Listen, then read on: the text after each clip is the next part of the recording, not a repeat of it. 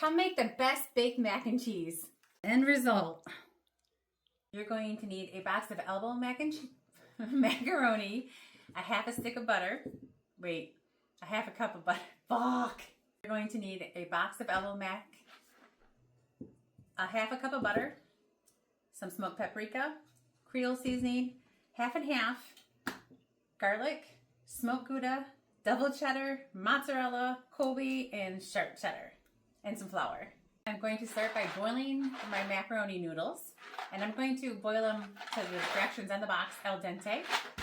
I'm also going to shred my cheese. I'm going to use a half a block of sharp cheddar, 4 ounces of smoked Gouda, 4 ounces of double cheddar, 8 ounces of Colby, and 8 ounces of mozzarella.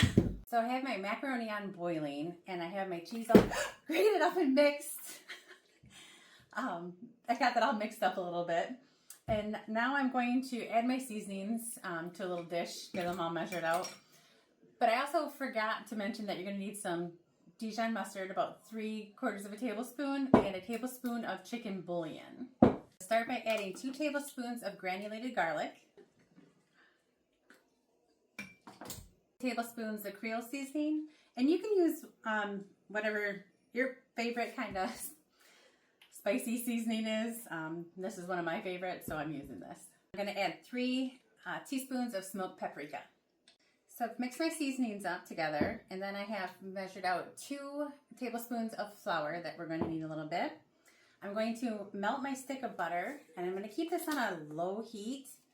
And once I have this melted, I'm going to add half of my seasoning until it's fragrant. And then I'm going to add my flour and make a roux out of it.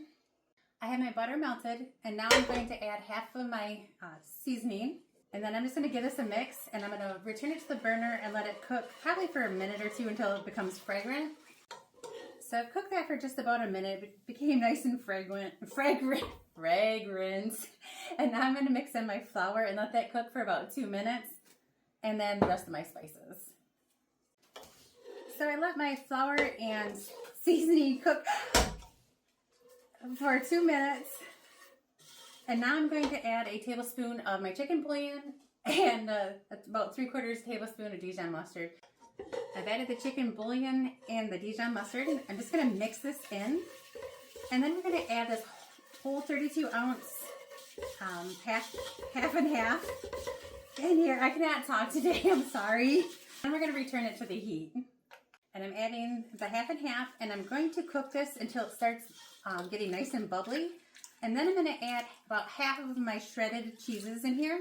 While our sauce is cooking, I went ahead and greased a 13x9 pan, and I preheated my oven to 350 degrees. My sauce got up to a nice boiling point, and it thickened up just a little.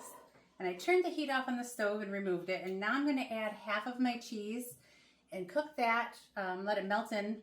So I'm just going to keep stirring this until it all melts and it's nice and creamy. So we got it all mixed in and it's nice and creamy. And now we're going to add our elbow macaroni in.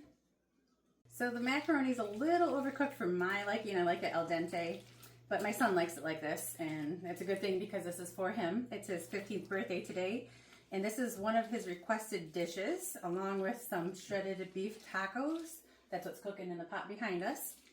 So yeah, it will be okay. Now that we have this all mixed up, we're going to add it to our 9x13 dish, if I don't dump it all over everywhere first. Just wanted to show you that this is nice and creamy, and it thickens up a little bit with your macaroni. It's going to be delicious. And I'm just going to spread it out evenly. And then I like to rough it up a little bit when I add the cheese so you get some little crispy parts in it. Now we're going to add the rest of the shredded cheese. And then I'm going to pop this in the oven at 350 degrees for 30 minutes. Okay guys, what do you think? 10 out of 10.